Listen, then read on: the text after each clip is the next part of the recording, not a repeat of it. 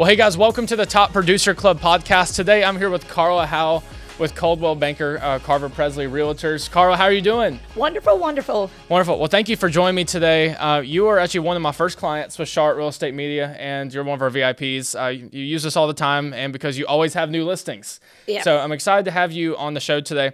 The first question I have for you is, how long have you been in real estate, and what initially got you started? I'm actually going on 34 years. And I was at Gaston College back in the late 80s, early 90s, figuring out what I was going to do. And just taking my basic courses and everything. And a little lady told me one day, she said, since you're so wide open, she said, you ought to get your real estate license. I'm like, I can't do that. But I did it and started from there. I love it. Yep. And how many years have you been full-time? I've always been full-time since 91. I love it. And what is your specialty or your go-to in real estate? Like if you had one thing to say that you are best at, what would it be? Probably placing people in someone that it's harder for them to get a home, that's almost homeless. Finding a home, taking my crew, getting the house ready to pass 100% financing, a loan or City Gastonia, whatever, and those are the happiest, appreciated people that you'll ever have. I love Placing someone that's almost homeless in a home. That's wonderful. So also people who are homeless into a home, and also people who may have been renting their whole life. Yes, I've got clients that's 60 years old that could just never buy, and putting them into a home because it's so important for an older person, older couple, to have a home when they hit retirement, because rent goes up, and they can't pay rent off. They'll end up homeless because they will not be able to afford rent living off a fixed income. Most of them, probably 75% of our clients. Especially with the economy nowadays, whenever Yes. people are so unsure what's going to happen with prices, what's going to happen with Exactly. what happened with the election, what's going to happen, can we afford groceries, or do we have to put things back from our cart Exactly. this week? And the last thing people can afford is a hike in their rent by 33%. Exactly, because I don't see how they could afford it. I couldn't. I wouldn't want to do it. So, but they have to, and then they have no grocery money, and then their credit card debt goes up. So that's the thing about it. This economy has pushed more people because of the rent. They're using their credit cards, and the credit card debt is at all high. So, but we've been pretty fortunate about getting so many clients into homes this year. That's wonderful. Well, that's definitely an amazing vision to want to help people. And at least from what I've sensed, and I guess what I've learned from you, is, of course, you're more than happy to take someone who lives in a $1 million house, give them a $3 million house, of course. Right. But I could tell your passion is really getting people into their first home. Yes. Getting people into a sustainable environment. Maybe someone has a house payment that's too high, and getting Right. them to a place of comfort. And I think that's really neat. When we had our phone call this week, when I asked you, what is the total value of properties sold or bought through you in the past? And whenever you told me it was $500 million, Right. I was just amazed to hear that. You've been a part of that many people's stories. I've been so blessed. I have so many friends. They're my family. Everywhere you see them, you see the children grow up. I went from 30 years ago, now I've got the grandchildren. Wow. So it's repeat business, and you watch families grow up. I remember in Kramer Woods, little babies coming in carriers, and now they're going to high school. So my life I'm so blessed. That's wonderful. And I remember one time when we were driving, I think I was driving to meet you at a neighborhood for a shoot, and then I remember you told me there's this neighborhood on the left. I said, what about it? You said, I've bought and sold probably 30 pieces of land in that neighborhood. I just think that's just amazing how you've had such an impact, not just in one area, but especially whenever you look at a neighborhood, Right. you're able to see your hand on helping people get into their first homes, helping people buy and then maybe sell and then upgrade to a future home. So I think that's really neat in your 33 years, or going on 34 years of experience. Also read your bio, you're in the top 1% of realtors worldwide. And I guess my first real question for you is, what have you done to set yourself apart from the other 99%? Well, I'm sure the other 99% is great too, and we all work hard. Even when it's slow, like it's a little slow right now. I've been very blessed this year, but I've actually got a little slower. At this point, I think using your time wisely. Even though you're slow, you get up every morning, 6, 7 o'clock, whatever works for you, and you get going. You find something to do. Like we've got Nolan Raby, fantastic agent that just come to Wonderful. work. He is great.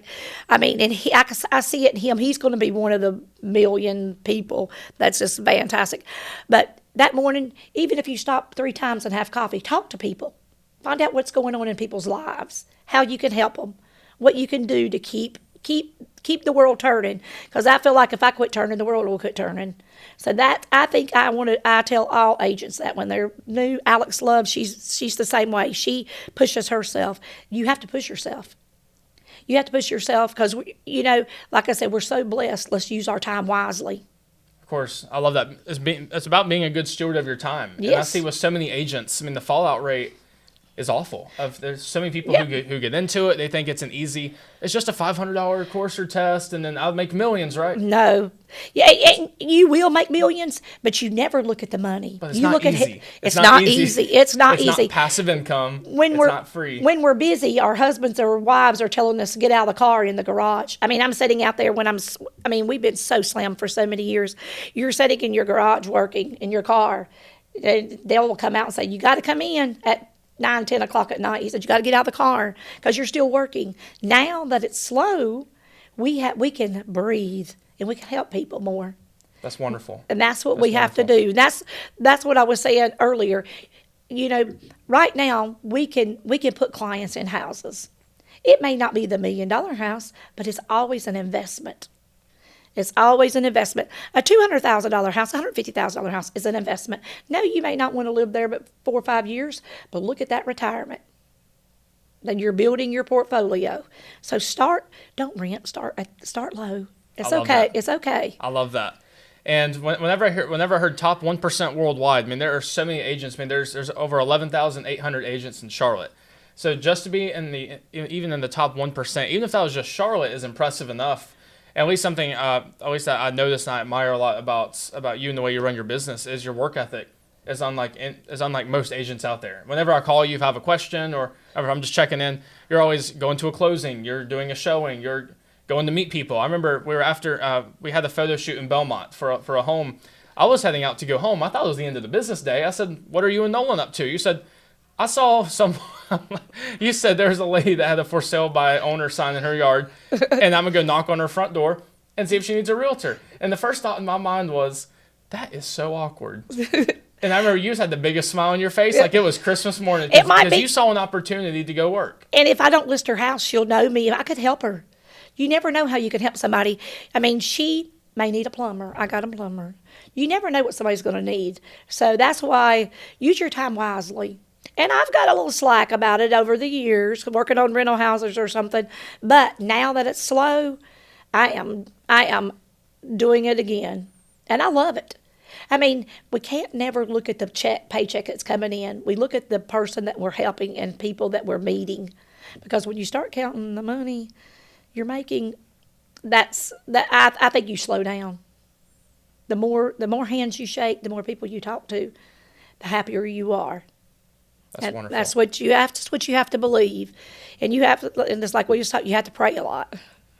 That's good. Jesus Christ is the foundation for it. He is. Yep. And guys, you've heard it from the top 1% worldwide, $500 million in listings, and she's not talking about scamming people. She's not talking about ripping people off, trying to upsell people, cram them into homes they can't afford. You become the top 1% and sell $500 million by serving and loving people. Yes. You want to help people. You help fulfill a need, and that's how you win. You do. And I'm a winner. I'm so blessed. You are a winner. I'm so blessed. I mean, and it ain't by material things. It's by the people we know, the friends we have. Because that keeps our world turning. Praying for people and being there for them. I love it. And so many people, especially my generation, will view success as a guy who's standing beside a Lamborghini outside of a mansion talking about getting into real estate. I just made X million amount of dollars this year and all this stuff. And sure, that may be one person's view of success, but your view of success is the story you told me before I hit record on camera about the gentleman in the apartment. Yes. Can you share your definition of success? I told you. I won't cry. But, yes, I told you. A couple of years ago, I said I wasn't going to buy any more rental houses.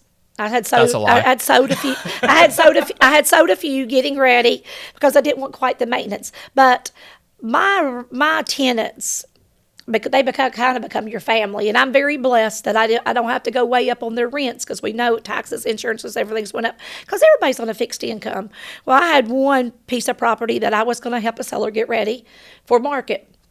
And I had went out to it a couple of times with the repair people, and I had met the tenant, very nice older gentleman on a fixed income.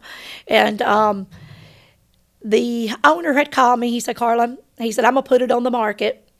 And I said, okay, give me till tomorrow and let me just think about this. I may buy it. I said, I'm going to go back over and walk around again. And I did. I went over and I talked to the tenant again.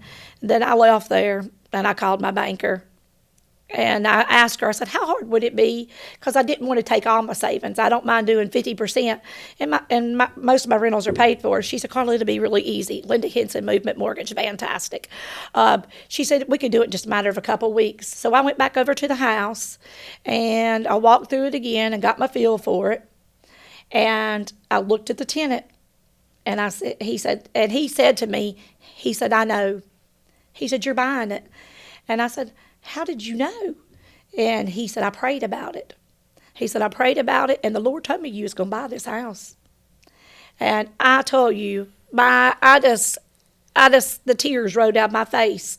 And he wanted me to buy it because he knew if somebody else got it, he'd have to move or the rent would double. So I felt so blessed with that. Yes, we are a little slower, and I didn't want to spend the money because it needed renovating because I couldn't let somebody live in it like it is. But that is my blessing for the year, to have it, because he's older. He'll live there the rest of his life, and I wouldn't dare sell it because I could sell it for a profit after I'd done the work. But my blessing is putting a roof over his head because, he's another one, senior citizen. Lives off Social Security. He's a little handyman, and he don't have to worry about a place to live. That's beautiful. And prayer. He prayed for me to buy that house, and the Lord spoke to both of us.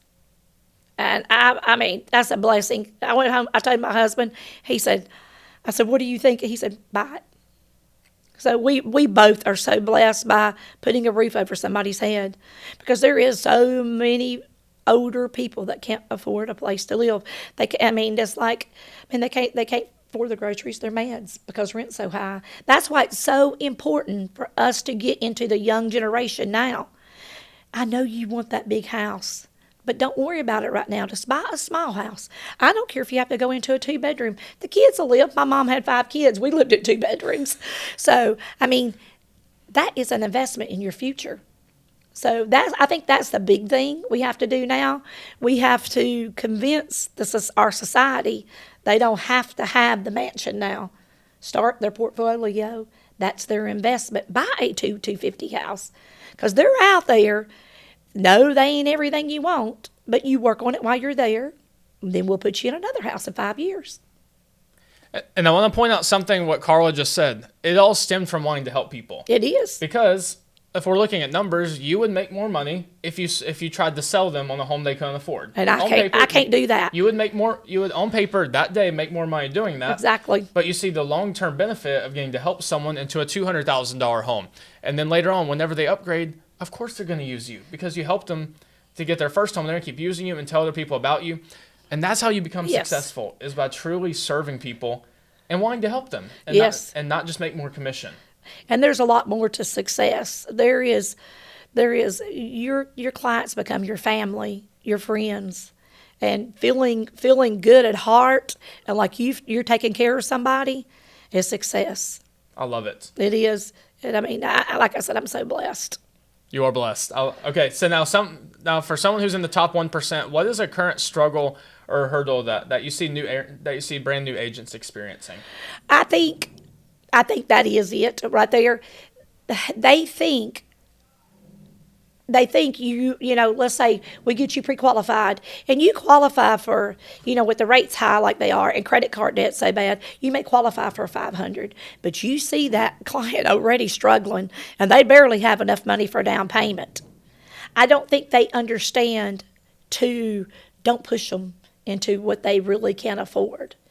because when you have to go put it back on the market in 2 years, they're not going to have any equity, and they're going to be in worse shape. I think that's hard for our new agents to understand that because they haven't experienced it. They haven't experienced it, and that's going to be a repeat client because when you're selling the client a house, they're going to be yours for you pray because they're going to buy 3 or 4 houses. I mean, and their kids, and their kids, parents, and their cousins. cousins. Exactly. So I think that's the hard thing, because when they're looking for these big houses to sell them, and it usually don't work out. But like the story I told you earlier today, Alex in my office, she has somebody in a 4-something house, put it on the market, and we went into it and renovated it to get it ready for the market. And he was a disabled vet. Their credit card debt was really like way up there. She sold the house, paid off all the credit card debt, and put them into 100% financing. Now they only have the mortgage. So I don't think the young agents, they've experienced it. And it's experience is what it is. So if there's an experience class for them, that's what we need. And well, I mean, there is. It's a mentorship. Yep. It's finding people to learn from. And I have Nolan Ramey and Alex Love. They come to work with me when they first got their license, and you see how fantastic Nolan is. He's wonderful. He is. He's selling stuff all the time. Open house. I ran into him at the YMCA the other Yep. day. I said, "You have the open house tomorrow," and Yes, he did at the house in Dallas. yes.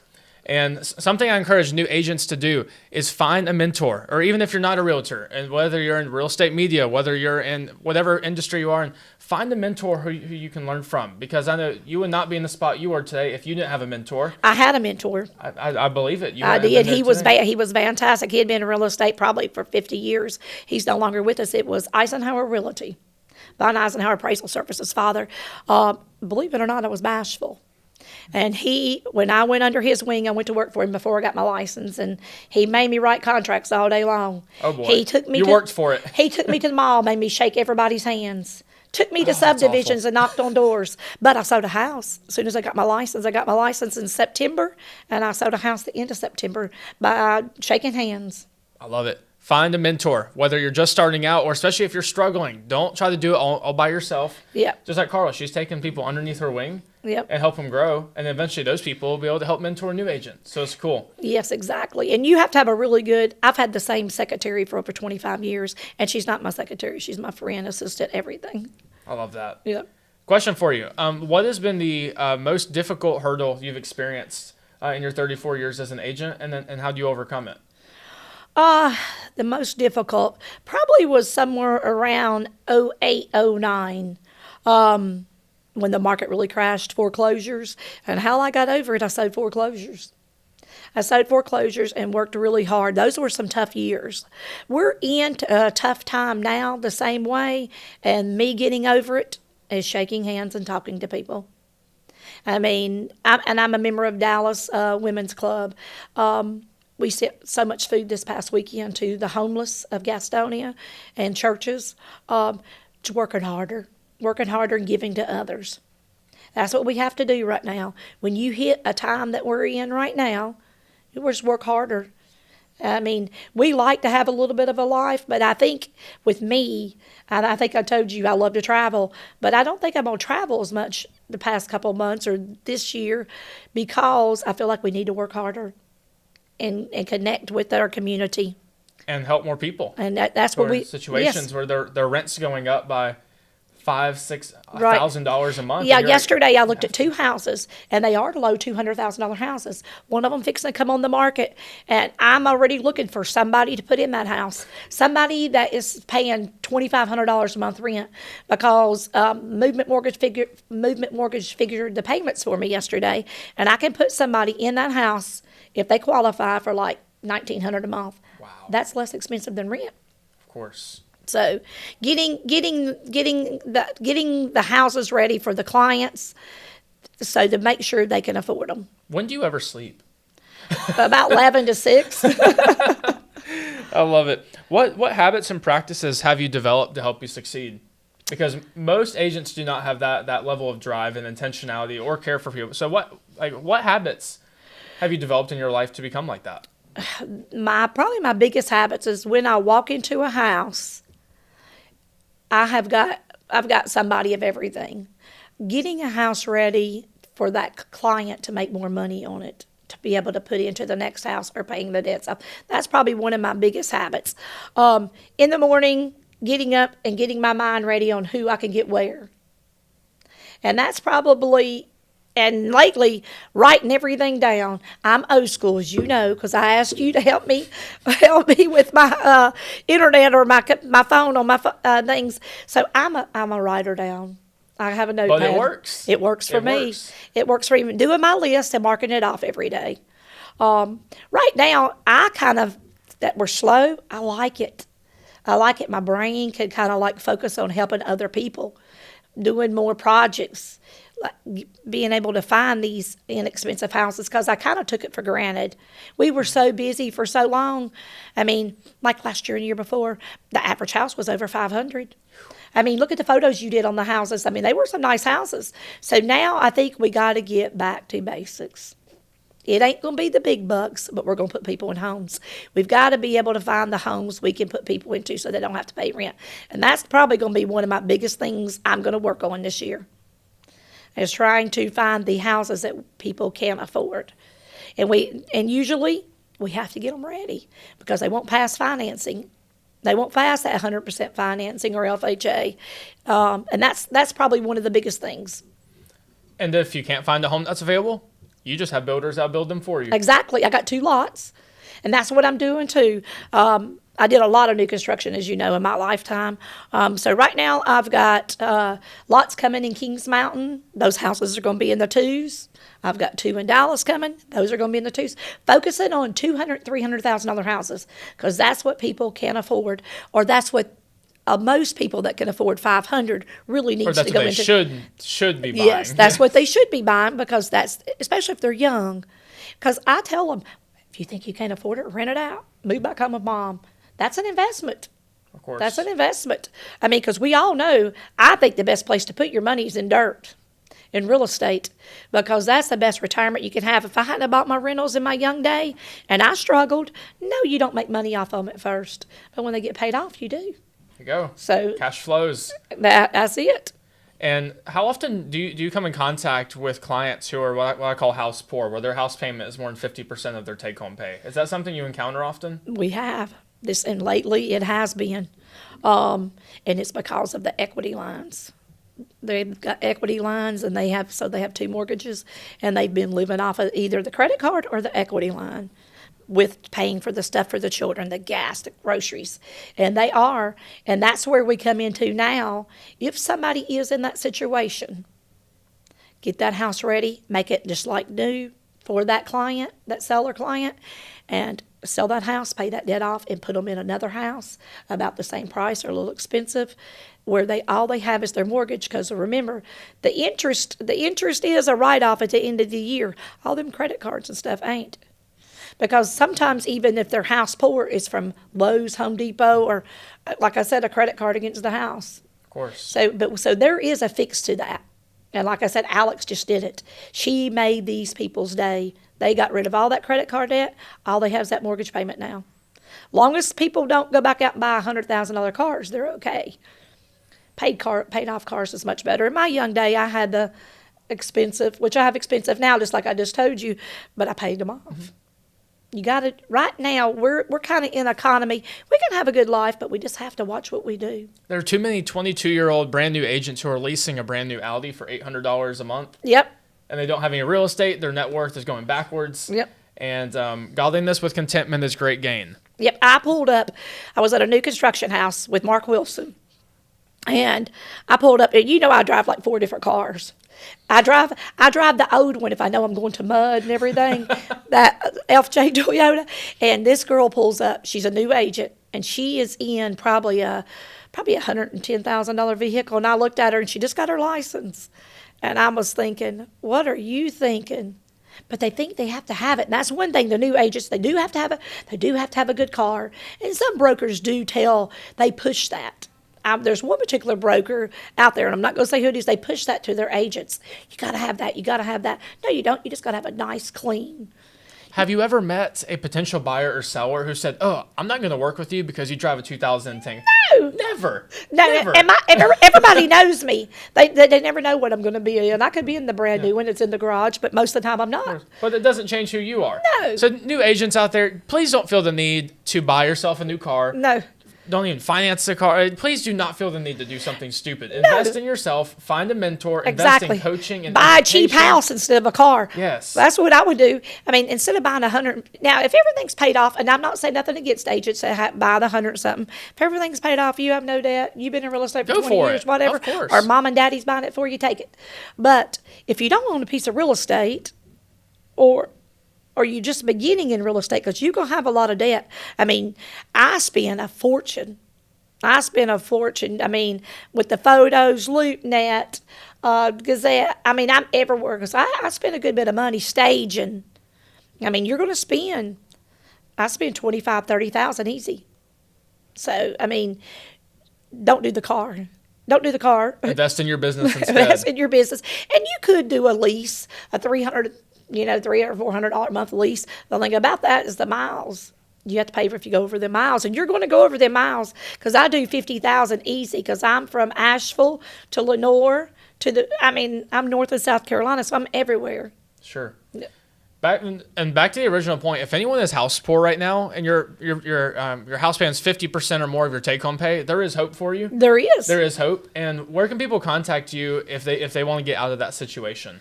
They can. I'm at Howell Banker here in Belmont, 100 North Main Street, Suite 110, or Carla Howell at CB Carver Presley, mobile 704-616-0872, or just Google me. Google Carla Howell, you'll see Google me, this you'll podcast, find me. You'll find other articles, everything out there. Yep. And she will help you get out of that situation. If you're stressed, you're shaking at night, you're crying at night because you don't know how you'll make ends meet. Because you don't want to start your payments start getting behind. Do not ruin your credit. Before you start struggling, let's sell the house. And it does take a little bit longer. Yes, we were in the market where houses were selling overnight. But now your house, it may take 2, 3, I've seen some on the market 6 months because we try not to overprice them. That's good. So I have one more question for you. What would you tell your younger self getting into the markets based on what you know today? So if you were to go back in time 34 years for Carla, who was just starting out, of everything you know now, what would you tell yourself? Buy every house I could have bought. Buy all the dirt I could buy. I mean, I bought what I could afford, save more money, and buy more real estate. Because that's the best retirement you can ever have. I think that boils down to be more content. Yes. Buy what you can afford. Exactly. Use cash. Save cash. Save. That's it. You got to have a good little nest egg. But if you have real estate and it's paid for, you can always sell real estate. I love it. Yep. So, I mean, dirt's probably your biggest investment. I know other people have different investments they like better, but you can't go wrong by buying dirt. Well, you have heard it from Carla Howell, top 1% worldwide, sold and bought over $500 million. And that was a very conservative number, you said. Yes. It's probably much higher than that, in the 700 million range. But it's somewhere probably even higher than that. You heard it from herself. If you're interested in buying or selling a home, contact Carla. She'll take wonderful care of you. Thanks for joining us on the Top Producer Club podcast. We'll catch you next time.